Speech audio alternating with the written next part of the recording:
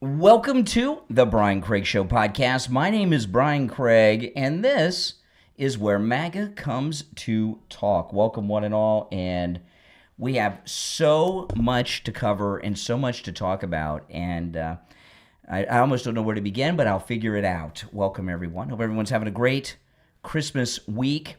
The Brian Craig Show podcast is on all podcast platforms. Wherever you get your podcast, just search for The Brian Craig Show, and I'll pop right up.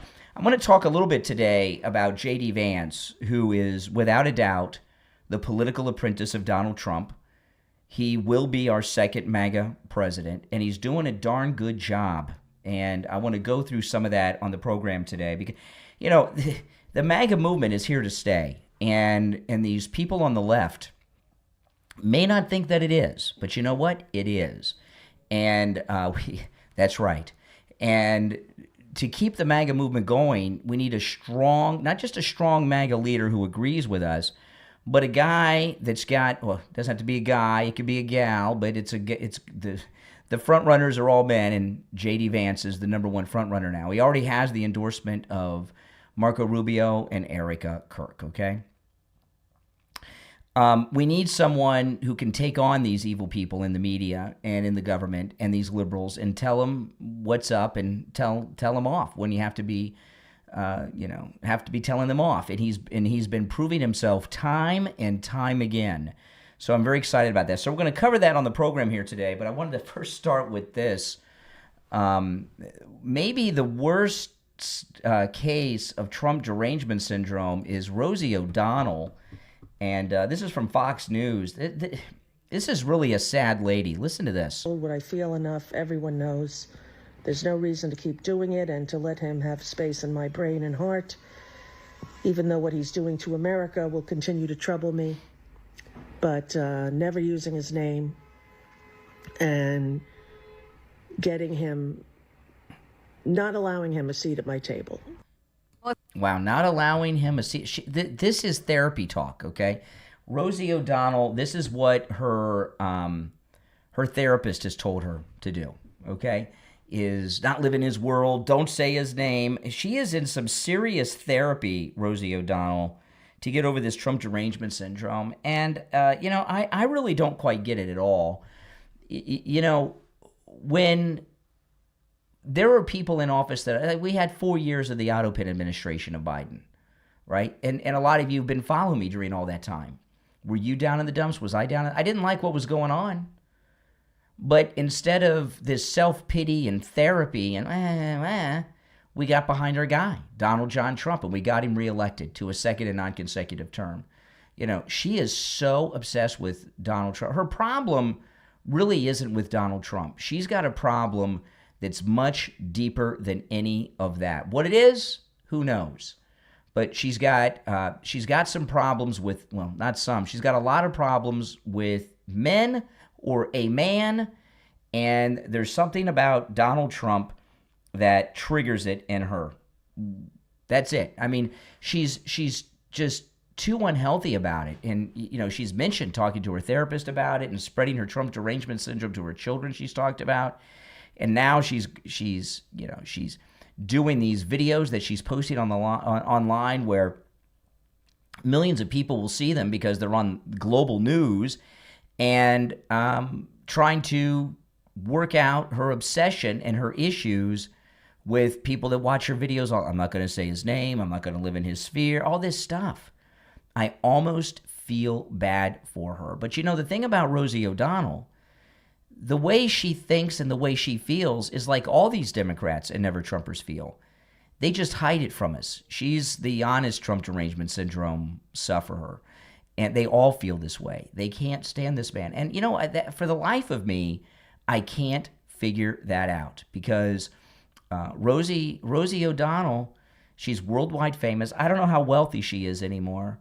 But I just could not. You think I was happy when we had Obama for 8 years? Were you? Of course not. Or 4 years with the Autopin? Of course not. But what happened? We moved on. We tried to run somebody against him in the midterms. It didn't work. We came back after 8 years and we got Donald Trump. That's how you do it. Okay. So let's get into our second MAGA president, JD Vance. A couple things here. And this is him weighed in on Nick Fuentes and others. He did an interview that was a print interview. And this is an article that is in CNN that I'm sharing from. Vice President JD Vance, this is CNN's writing, okay? Vice President JD Vance has never looked like the presumptive 2028 Republican presidential, I'm sorry, I misread that. I still have my cold, guys, so bear with me. Let me go back. Vice President JD Vance has never looked more like the presumptive 2028 Republican presidential nominee. We learned last week that perhaps his most formidable would-be foe, Secretary of State Marco Rubio, had said he would defer to Vance. Then the vice president landed a major endorsement from Turning Point USA and Erica Kirk. Nearly 3 full years between Election Day 2028. Now, before I go further, on the face of it, you would think this would make the left, the never-Trumpers in the media, happy. Because this means, all this Trump 2028 talk is no longer out there, and we're gonna and MAGA is gonna have a new candidate. And now, by the way, I'm not saying that Trump's not running. We don't know, okay? But if Trump is not in the running and we have someone new, don't you think that would make the left happy? Shouldn't they be celebrating and high-fiving at CNN? Because they've told themselves that the MAGA movement cannot survive without Donald Trump as the president. So when somebody else moves in, whoever, the leader of a party is always the president or the most recent president. So basically, if JD Vance becomes the second MAGA president or runs, that means Trump's out. From their view, Trump will never be out, okay? For the rest of his life, the Trump endorsement will decide who the Republican nominee is. And then after that, it's going to fall on his children, okay? We're going to have some legacy with that, and that's great. A little dynasty going on there, which is a good thing. This is a great dynasty, the Trump dynasty. But the left and the never-Trumpers and the Trump derangement syndrome sufferers, they don't sound happy of these multiple confirmations that JD Vance is going to be running in 2028, right? So that's an endorsement of sorts of JD Vance. It shows you what a great candidate he is. But Vance could inherit, back to CNN, but Vance could inherit a conservative movement that is increasingly riven over anti-Semitism and conspiracy theories in its midst, which I don't agree with that either. We have some fake MAGA people out there with the anti-Semitism, Tucker, Nick Fuentes, Candace Owens. But I don't think that's you. It's certainly not me, right? It's the kind of problem that could benefit from a leader like Vance taking the reins and charting a new post-Donald Trump path. See, this is the thing that you would think would get them excited, a post-Donald Trump era. This is what they've been dreaming of and conspiring to achieve, but they don't sound relieved. But the Ohio Republican's approach has been remarkably uncertain. He seems to want to pretend the problem doesn't exist and hopes it goes away while giving plenty of winks and nods to the fringe. Sunday was telling in this regard. In an interview with Unheard, Vance finally addressed Nick Fuentes, the white nationalist podcaster, whose recently friendly interview with Tucker Carlson set off a tempest in the Republican Party. Fuentes has called Vance a race traitor for marrying a woman of Indian descent. But Vance is also close to Carlson politically. Yeah, Tucker Carlson's son works for the vice president at the White House.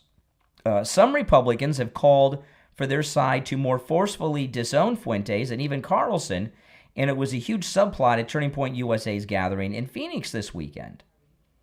And now this next part, this is a quote from JD Vance. Let me be clear.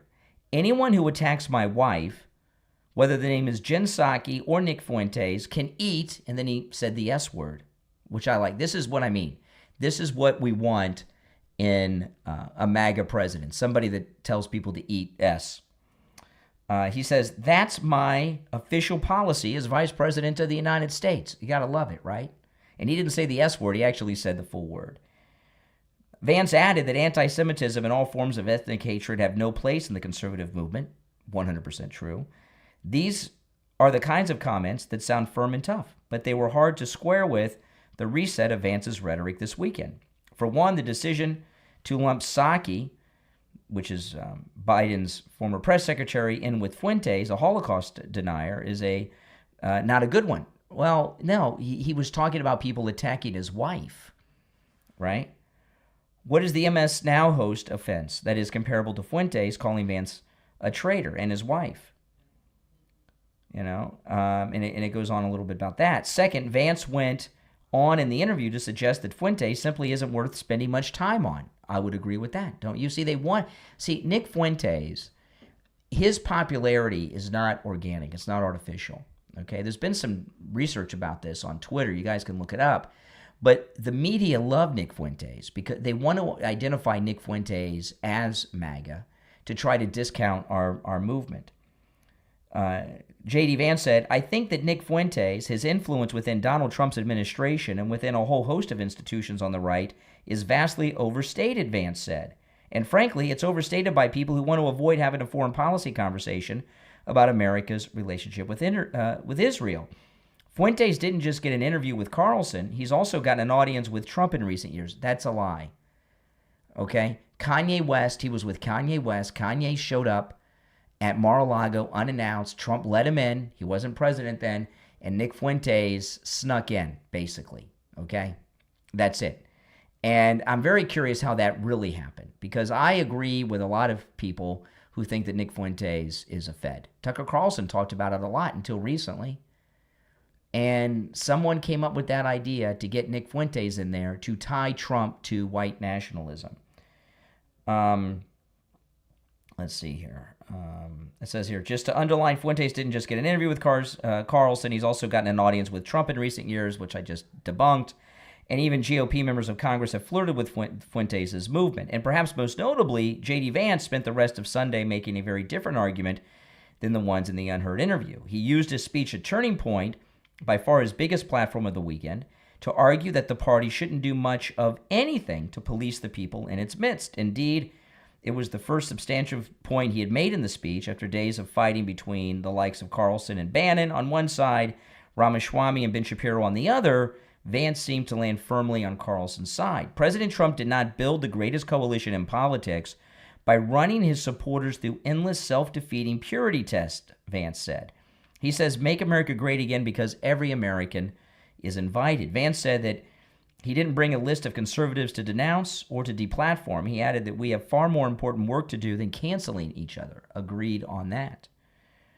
See, the reason this has them upset is what JD Vance has done is totally discredited Nick Fuentes. That's just totally discredited him. His speech went on to serve up a number of lines about identity that seemed tailor-made for the extremes of the party. Again, I'm reading from CNN. He called the city of Minneapolis, Mogadishu, the capital of Somalia. That's true, which was a reference to the number of Somalians living there. That's true. Okay. That's just a true statement, right? He said of Jasmine Crockett, a black Democrat from Texas, her street girl persona is about as real as her nails. That is true. She puts on that ghetto act. Everybody knows this. We've all seen it.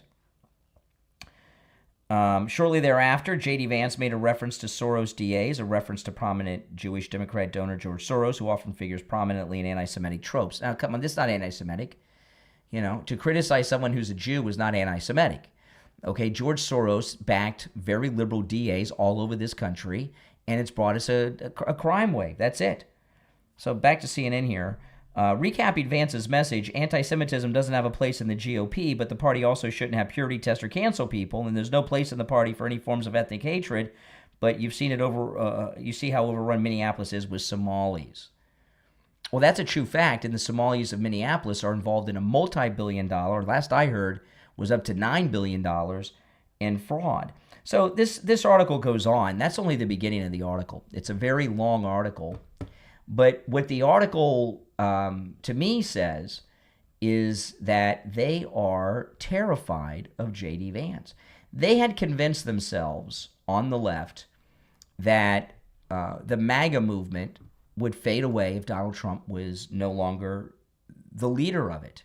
And if JD Vance becomes the second MAGA president, although Donald Trump will always have the final say with his endorsements, and the Trump rallies will go on for the rest of his life, as long as he's capable of doing them, the second MAGA president will, in effect, be the leader of the party, which is a MAGA Republican Party. I mean, that's just the way that it is. Now, if you'd like to call in, the number is toll-free, 888-465-2631, 888-465-2631. It's a toll-free call, no matter where you are listening.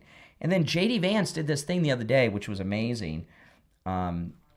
He joined the Navy SEALs for their morning workout, which is a 90-minute workout that would kill a mortal man.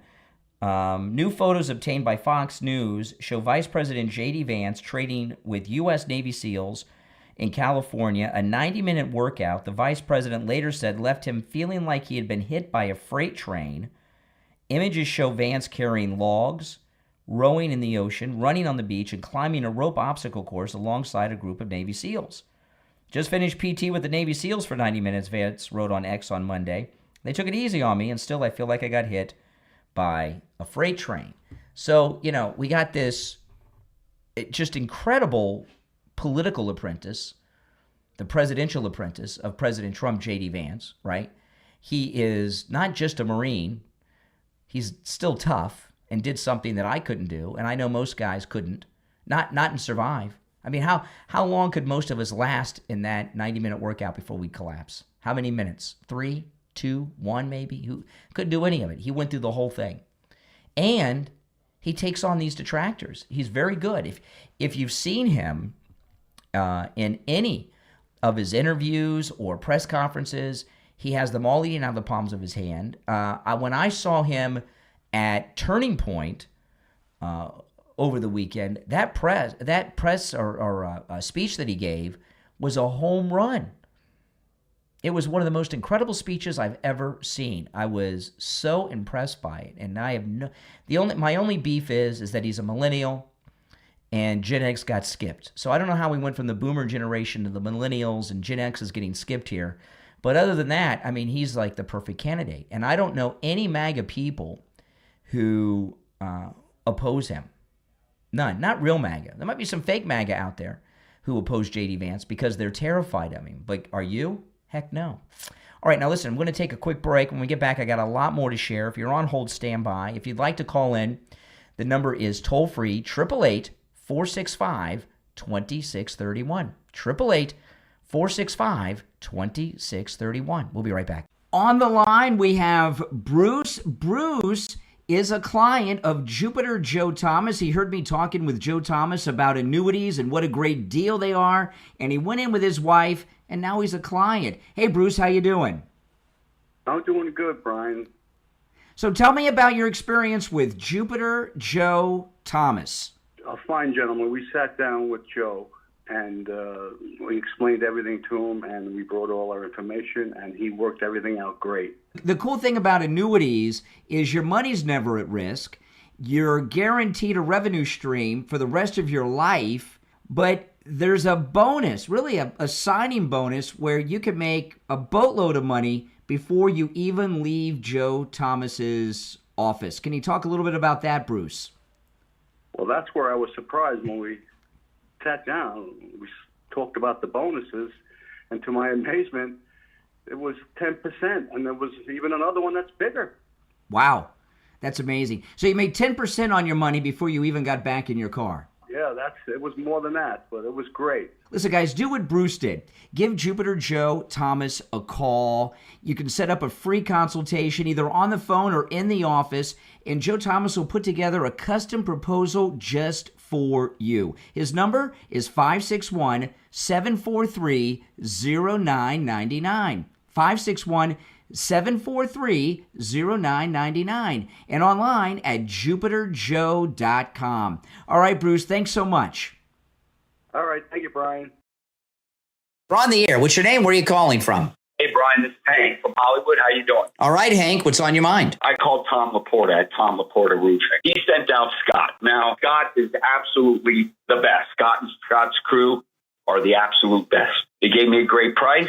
They did the job when they said they were going to do it. They finished the job when they said they were going to do it. The materials they used, absolutely the best. I want to thank Tom. I definitely want to thank Scott, and definitely want to thank Scott's crew. These people are number one, and I just want your listeners to know, Tom Laporta at Tom Laporta Roofing. If you need a new roof, call Tom at Tom Laporta Roofing. You're not going to go wrong. You're not going to be disappointed. Do what Hank did. Call Tom Laporta at Laporta Roofing on his cell phone, 954-604-4602, 954-604-4602, and online, laportaroofing.com.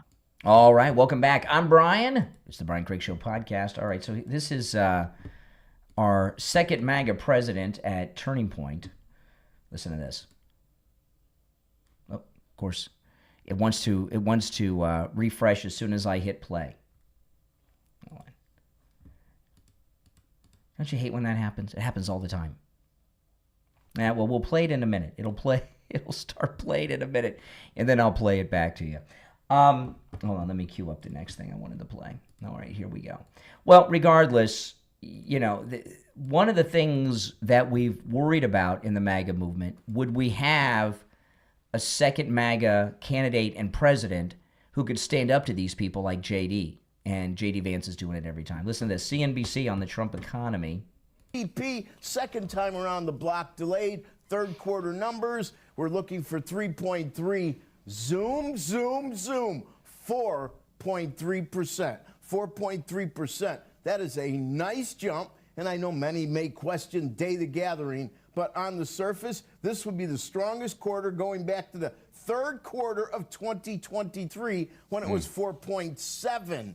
This is strong. Amazing. 3.5 on consumption blows away the 2.7 we were expecting. That would be the best since the last quarter of 24. On the price index, here's some not good news. 3.8% on the price index. That's much higher than 2.7 we were looking for. Okay, but overall, things are going well. And everything you see with the economy is moving in a positive direction. And these are the things that have them freaking out. And I get it, because this is not how they thought it would. This is not how they thought it would be. They thought that things were going to be falling apart. You know, Biden did such a great job of wrecking the American economy. Bringing it back like it has is a miracle. Now, this Rand Paul is always on the wrong side of everything, isn't he? I mean, he's just, libertarians. Cut. But before you go, we are just ABC about out of this time. week. I got to ask you about a political question. We saw Erica Kirk endorse JD Vance already for 2028 for president. That was interesting, but also interesting was so did Marco Rubio, who in that article in Vanity Fair said that if JD Vance runs, he'll be the nominee, and I'll be one of the first to support him. I know it's early. What do you make of this? Is JD Vance the heir apparent here? I think there needs to be representatives in the Republican Party who still believe international trade is good, who still believe in free market capitalism, who still believe in low taxes. See, it used to separate conservatives and liberals. That conservatives thought it was a spending problem. We didn't want more revenue. We wanted less spending. But now all these pro-tariff protectionists, they love taxes. And so they tax, and then they brag about all the revenue coming in. That has never been a conservative position. So I'm going to continue to try to lead a conservative free market wing of the party, and we'll see where things lead over time. Give me a break. Rand Paul, this is the thing with libertarians, right? President Trump and the vice president are against tariffs. They really don't want any tariffs. It would be great if there were no tariffs on either side. But these other countries have these outrageous tariffs, so we've got to use them. That's the power we have. And so far as being anti-tax, President Trump's entire goal, and this very well may be what JD Vance runs on when he runs for president, whether it's 28 or 32, and that is this, eliminating the income tax. That's it. And you notice there's a big movement I was talking about on the morning show about, and not just here in Florida, but in other states, of repeal of property taxes. The Republican Party is very much against taxes. We're using the economic power of the country through the import taxes, the tariffs, to eliminate these other taxes that we don't need. The American people do not need to be taxed. I mean, how much of the tax money is being ripped off by these corrupt Democrats and Somalis in Minnesota alone? You know, look at what USAID exposed. How much of what the federal government rakes in is waste and theft, right? You know, if these countries had zero tariffs, we'd have zero tariffs. Remember, President, I'm getting these text messages are about Adam the Woo's passing. Okay, so I just got a friend of mine I haven't talked to in a long time just texted me, but he was just shocked about Adam the Woo's passing. But, you know, they're going to have tariffs, so we should have no tariffs, and they should be able to rip us off the other way around. How does that make sense, Rand Paul? And the economic spending power of this country, so far as a consumer nation, is so strong, these countries around the world are willing to pay through the nose to bring their products here, or pay no tariffs by building manufacturing in this country. You know, so why should we not use that? And overall, we're going to save money on taxes. And you think Rand Paul's smart enough to know that. He is a doctor. He's a specialist. He's an ophthalmologist. But libertarians, they're never satisfied. You will never satisfy libertarians. You know, libertarians are like the Epstein file people. No matter what comes out, the Epstein file cult will never be satisfied. There'll always be something that's missing. They'll never say, oh, we got it all. The same thing goes for libertarians. Libertarians will never be satisfied either. Okay, now this is the president from his press conference yesterday. This was amazing. Speaking of Venezuela, oil. What are we going to do with the oil that we have? Going to do with what? The oil that has been seized. The United States seized 1.9 million barrels of oil on December 10th. We're going to keep it. We're keeping it. Where's it? Are we going to sell it or put it in the strategic oil reserve? Maybe we'll sell it. Maybe we'll keep it. Maybe we'll use it in the strategic reserves. We're keeping it. We're keeping the ships also. Yeah, isn't that not amazing? That is absolutely amazing. When have you heard a president talk like this? I remember when the Iraq War was going on, you know, with George W. Bush, and we were spending just unlimited amounts of money. Now, Bush didn't care because he and Cheney were getting rich off the military-industrial complex. But remember what President Trump used to say back then? They should be paying us back in free oil for everything we've spent liberating their country. And he used to talk about that a lot. He used to be on Neil Cavuto, President Trump, talking about that. Now he's doing the same thing with Venezuela. And you know what?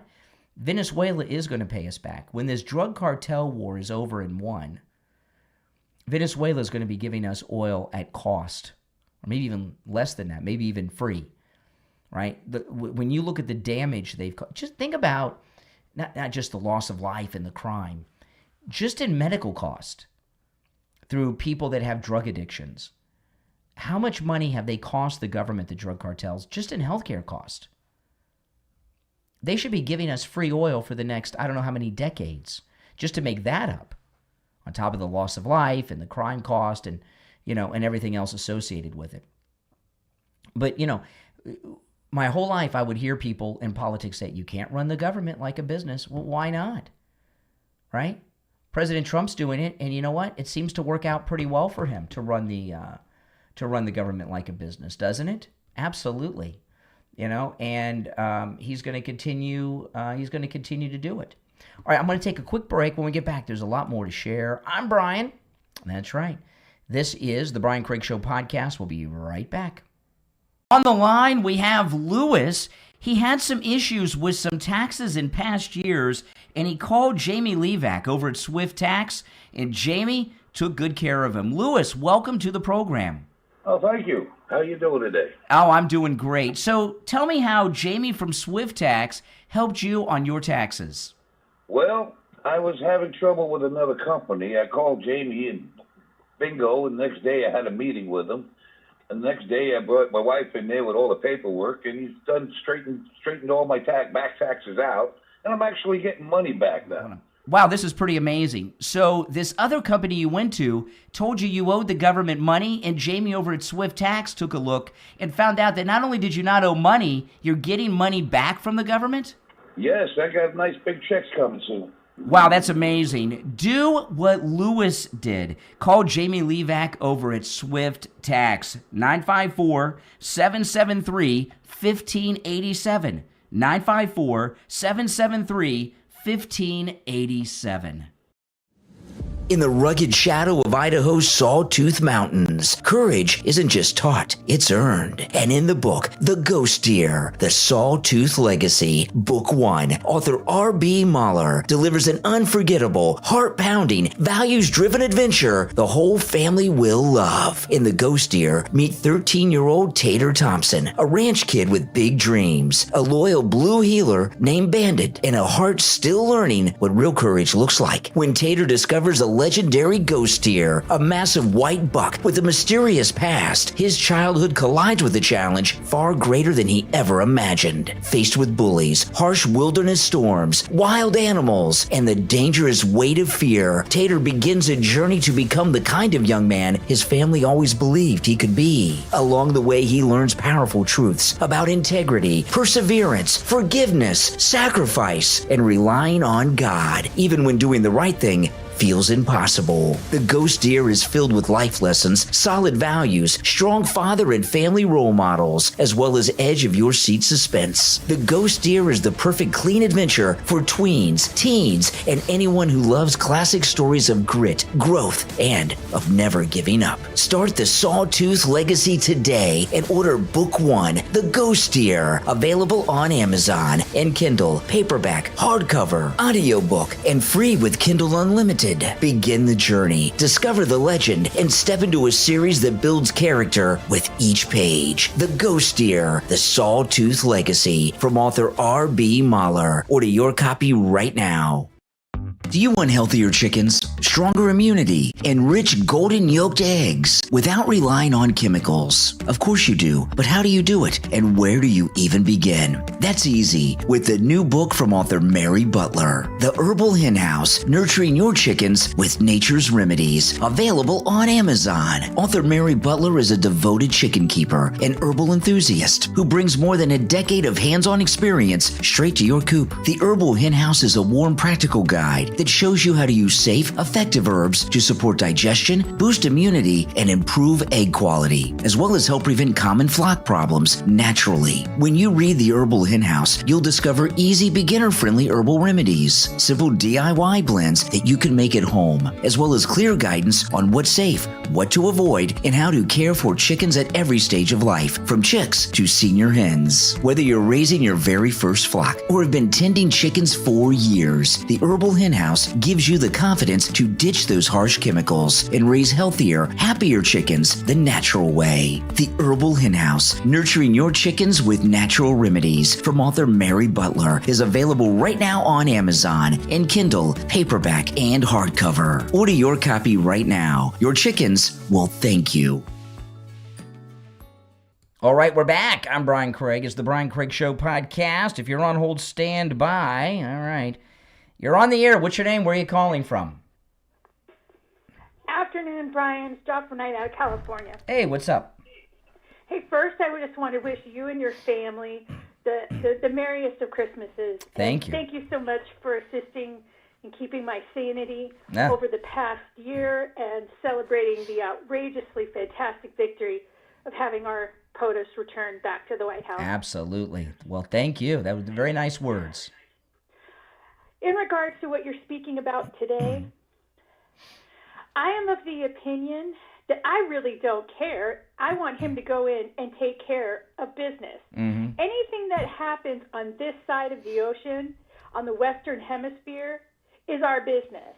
And that's it, right. and that's all.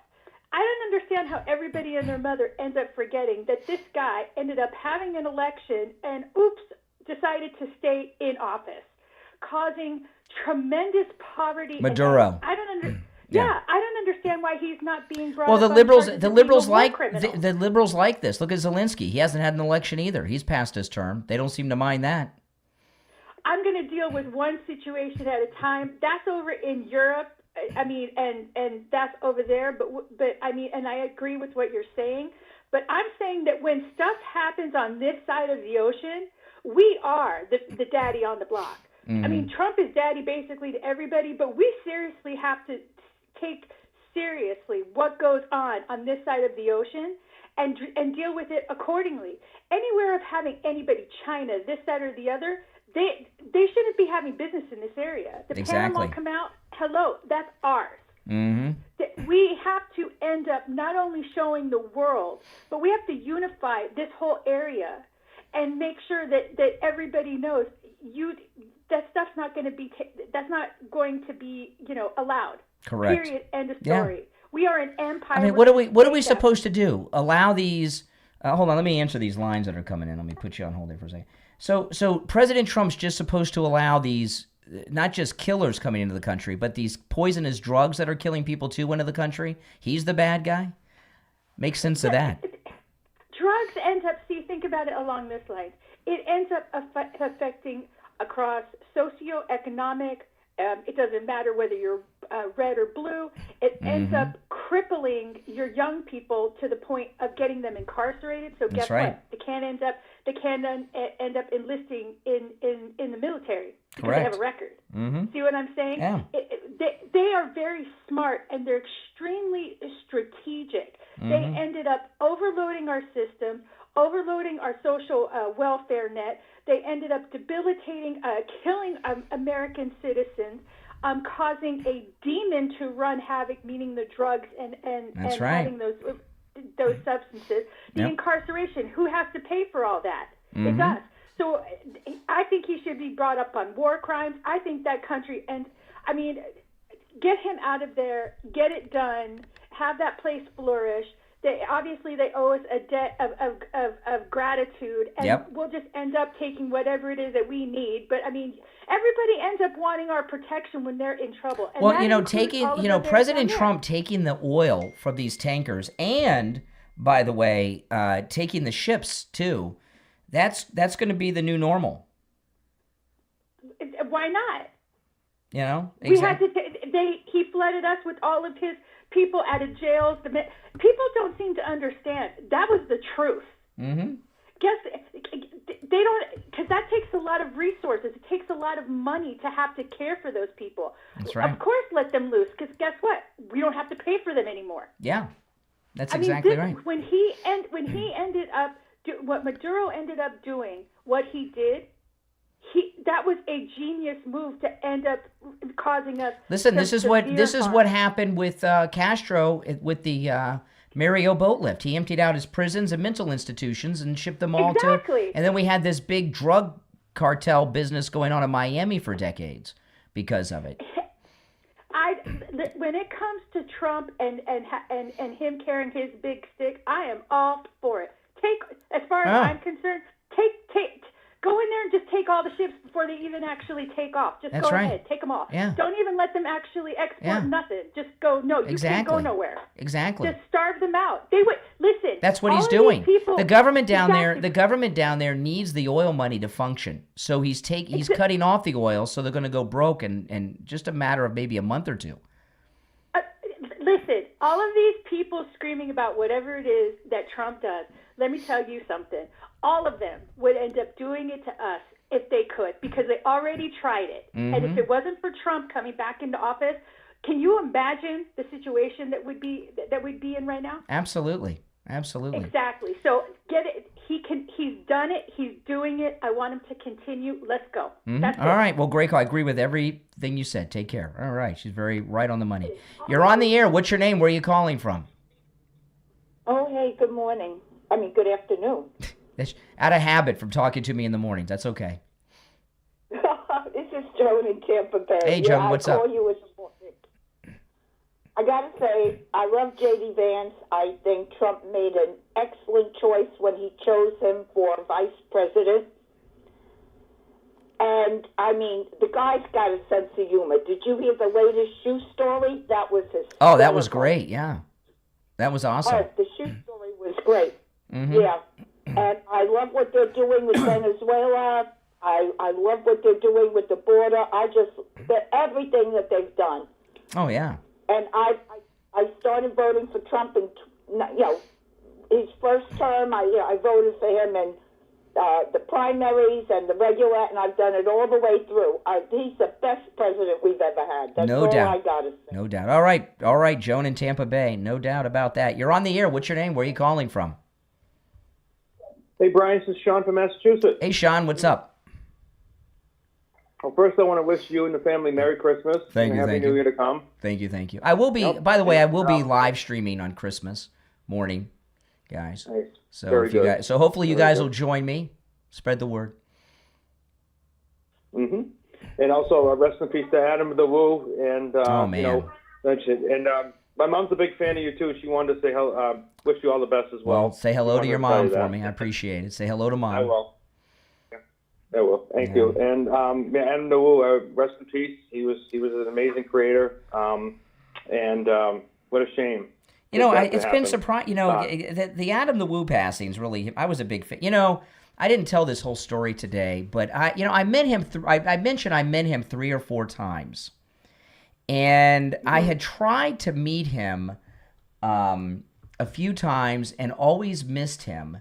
And you guys, you'll probably laugh at me, guys, for doing this, but I did something to not only go out of my way to meet him, but to get in his vlog, okay? And I don't know where they are now.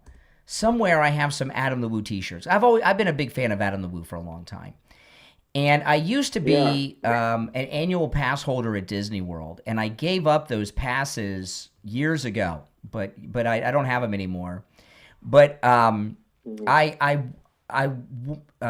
Disney World here in Florida reopened after the lockdowns, if you were an annual pass holder, they had a special opening for annual pass holders where annual pass holders could get in.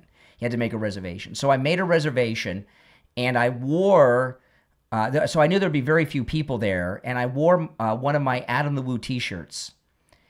And I figured, well, there's so few people here. He's about well over 6 foot tall. He's like 6'6". He's a giant. And I knew I'd get to see him. And if I wore his shirt, I knew I'd get his attention. And there's a gas station at Disney World. I was at a gas pump on the phone with my wife, and Adam the Woo walked by in front of me. So I was like, holy smokes, I saw him vlogging. So I got out of the car and said, Adam. And he said, oh, nice shirt. And he said, do you want to be in the vlog? I said, are you kidding? Of course I want to be in the vlog. So I was in his vlog. It was the reopening of Disney. And then I ran into him again inside, and I had a brief conversation with him. And the last time I met him was, just to tell you how tall he is, I got this picture. I'm showing it to everybody. This is on my X, and I'm 5'7", okay? So this is a picture of me before I lost all my weight from Coastal Weight Loss Secret, and with Adam the Woo. That's at Epcot Center, and and I found that picture today on my phone. He's a big guy, isn't he? Or he was. I mean, just a big guy. Yeah, you ripped your shoulder. Yeah, and I know. I look like a jockey in this picture with him. And I told him, and he knew me. He knew who I was. I was surprised, and this is what I told him. I just finished telling him, you're the American dream. You went from homelessness in a van, and now look at you. It's like it's like the great. I told him, I said, you're the great American success story.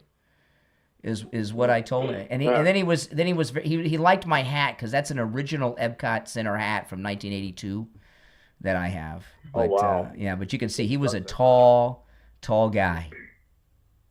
But anyway, he will be missed. What a story.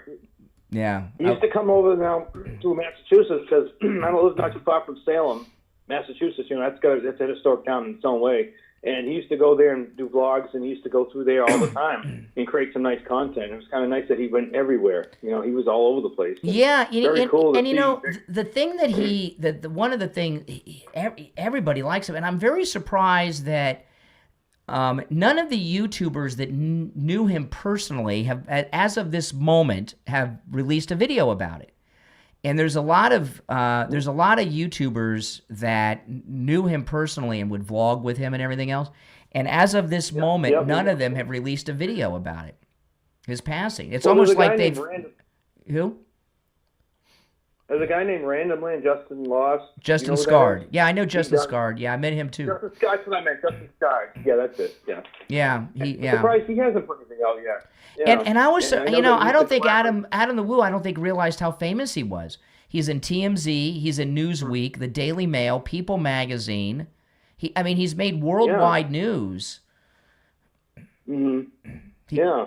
He made it all over the place. And I saw all the different sites. This guy's really recognized. I couldn't even believe it. I thought it was more, niche or something, but it was actually a lot bigger than I thought. And he really, he goes everywhere. And you put yourself out there like that. And he has a great personality and a great way about him. Yeah. And I like how he collaborated with a bunch of other bloggers too. Like how they used to come together and they'd all move together and they'd like film each other going back and forth, and you get them perspectives. Yeah, in fact, the day that I met him when Walt Disney World reopened after the lockdowns, he was by himself at the gas station, and then I ran into him in front of Cinderella's castle again, and he had 5 or 6 vloggers. I took a picture with them too, but we all had to wear masks because they made you wear masks in Disney World. So I got a picture with Adam the Woo and a whole bunch of other vloggers in a mask. And I told them, this is so ridiculous. I mean, I could tell anybody Adam the Woo's in this picture. How would they know? We got masks on. But he'll be missed. He touched a lot of. You can tell I'm a big fan. Yeah. I know. When I heard it happen, I thought it right away. I'm like, because I remember, I heard you talk about him in the past. I'm like, because I knew who he was prior to, and I was like, oh, that's really terrible. I didn't even know, no information of what happened. Something just happened, and he got really famous. He got really famous because he had gotten banned from Walt Disney World, and that made national and global news, and that's when he really took off. And then a lawyer from Boca Raton, Florida, represented him and got them to lift the ban. Which was a lifetime ban, and he got that lifted. But he had a lifetime ban from Universal Studios in Orlando, Florida, that's still in effect. Wow. Yeah. I had no idea that happened to him. From filming things behind-the-scenes stuff he was filming that they didn't want on camera. Oh, right, yeah. Well, he'll be very much missed in the whole spectrum of content creation. Oh, just in our culture anyway, because he actually made an imprint. Just like our great president and JD Vance are doing. That's right. Real quick, and it's amazing to see. Donald Trump was JD Vance's age right now. He'd be doing exactly working out with the guys too right now, because I could see that happen. So JD Vance is right the right step, and I can't wait to see our next MAGA president take the reins, because that speech he did at Turning Point was just, oh man. I mean, he already had me sold, but just listening to what he was saying and what he plans to do, just his ideas and where his step, it gives me 100% confidence. This is our man. In 2028, I think this is him. Well, JD Vance, and I'm a little partial to JD Vance too, because I'm from Ohio and he's an Ohio guy. I know he's originally from Kentucky, but he's Ohio. He's a Buckeye.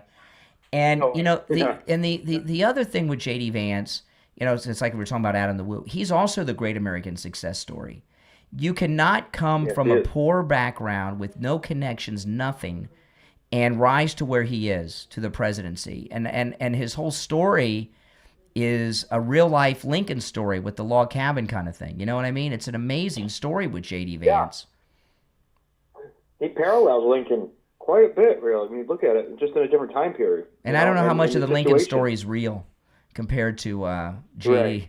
But because we know J.D. Vance is the real deal, Everything about him. Yeah. All right, hey, listen, I appreciate the call though. Good point. I want to play this clip, and then I got a political thing I want to get back to. This is Adam the Woo that I've been talking. This is from a documentary, and you can find it on YouTube. This is just a clip, but you can find the whole documentary. I know what it's from just by the image on the clip, because I'm such a fan of Adam the Woo. It's called "Who Is Adam the Woo?" is the name of the documentary. It's on YouTube. And there's the guy that made this documentary has a YouTube channel called Please Stop Vlogging. Please Stop Vlogging. And he did this Adam the Woo documentary years ago. And here's Adam the Woo talking. See, the beauty of what I do is there's always something to see. There's always somewhere to go. Every city has something new. Every state has something new. Every country has something new. It's just unlimited content forever for the rest of your life. As long as people keep watching, then I'll keep making videos. Yeah, it's a sad law, but as you get older, people start dying that you grow up with, don't they? All right, from a great man to a lowlife, Tim Walz. Listen to this crap. He's talking about JD. Listen. So, this is what happens when your own federal government wages war against you. This is what happens when they target communities for their own benefit. This is what happens when they scapegoat. And this is what happens when they no longer hide the idea of white supremacy when you hear the Vice President of the United States talk about now white people won't have to apologize for being white. Yeah, I mean, first of all, I'll play this whole clip. This thing with Tim Walz, he's fighting against white privilege. Then why is he the governor? Why doesn't he resign and support someone who's not white to be the governor? Why has he got to be the top man, right, if he's so against white privilege? But, the thing with him here, this guy is so guilty into this fraud thing. What he's saying is, how dare you? If he was a real legit, uncorrupted governor, he would be in shock about this $8 to $9 billion in theft that the Somalis were involved in, and say, this money could go to feed hungry children. This money could go to build schools. This money could help abused women get out of an abusive relationship. And instead it's going to make people rich. And he's not upset at all. He's upset at the people that have uncovered the fraud. So, when you're upset and this angry and trying to discredit the people that caught the thieves, caught the bank robbers, you sound like you're an accessory to me. Don't you guys agree? So, this is what happens when your own federal government wages war against you. This is what happens when they target communities for their own benefit. This is what happens when they scapegoat. And this is what happens when they no longer hide the idea of white supremacy when you hear the Vice President of the United States talk about now white people won't have to apologize for being white.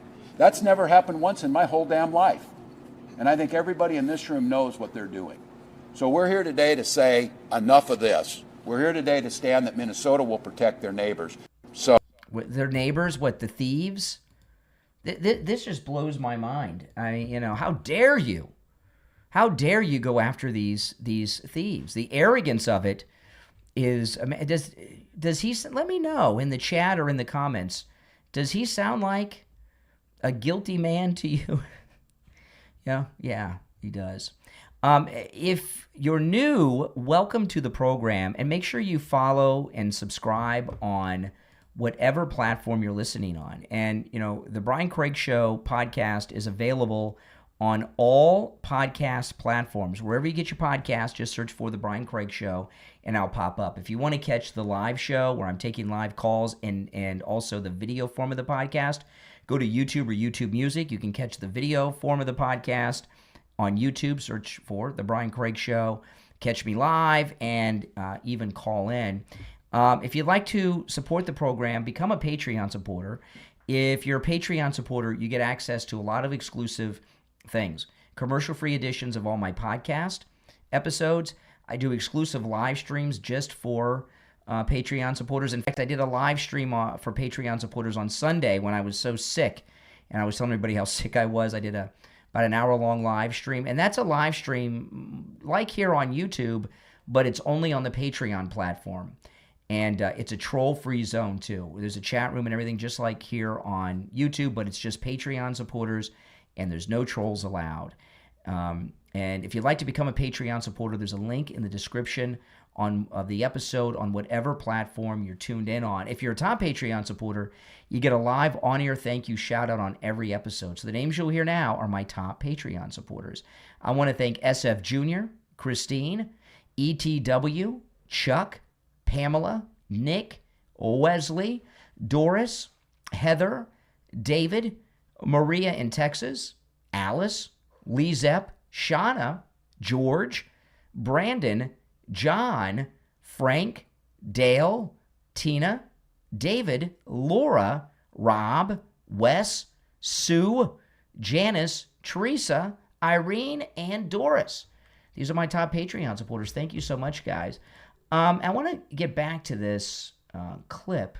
Oh, and I just lost my spot here of Tim Walz. Let me rewind it. This guy is just so out of his mind. So, this is what happens when your own federal government wages war against you. This is what happens when they target communities for their own benefit. This is what happens when they scapegoat. And this is what happens when they no longer hide the idea of white supremacy when you hear the Vice President of the United States talk about now white people won't have to apologize for being white. Why would anyone have to apologize for their skin color? Right? Why would, they blame all white people for things that happened generations before we were born, before most of our ancestors were even in the New World. Why do we have to apologize for everything white people have ever done that was bad? If you are a Muslim, do you have to go around and apologize for 9/11 every day? If somebody were to ask you to apologize for 9/11, you would say they were what, an Islamophobe? If you're black, do you have to apologize for every black person's crimes? If you're Hispanic, Latino, Latina, do you have to apologize for the drug cartels every day and acknowledge responsibility in that because you have the same skin color and ethnicity as them? This is ridiculous and absurd. This is a stupid, bigoted thing that's applied only to white people. And guys like Tim Walz, who's as corrupt as the day is long, this is what he rides on. He claims to fight against white supremacy and white privilege, but he's at the top of the food chain as the governor, he's like the president of Minnesota.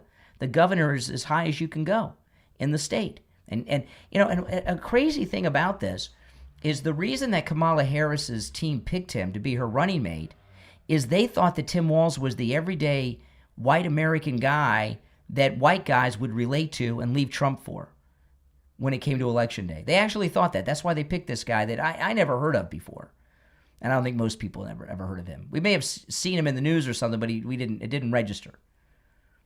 This is what they thought was the average white guy. That you or me, because we're white guys, would say, oh man, Tim Walz, I'm going to vote for Kamala. The reason they think we would vote for him because he's white and we're white is because that's how they are, right? They're bigots. They're sexist. They're racist. So they just project that onto us and assume, no. This guy is a bad, corrupt man. And I'm really wondering if that Democrat assassin that wore the mask in Minnesota, if this had anything to do with the Somali $9 billion in corruption. Do you think it had anything to do with that? Maybe. Something's not right there.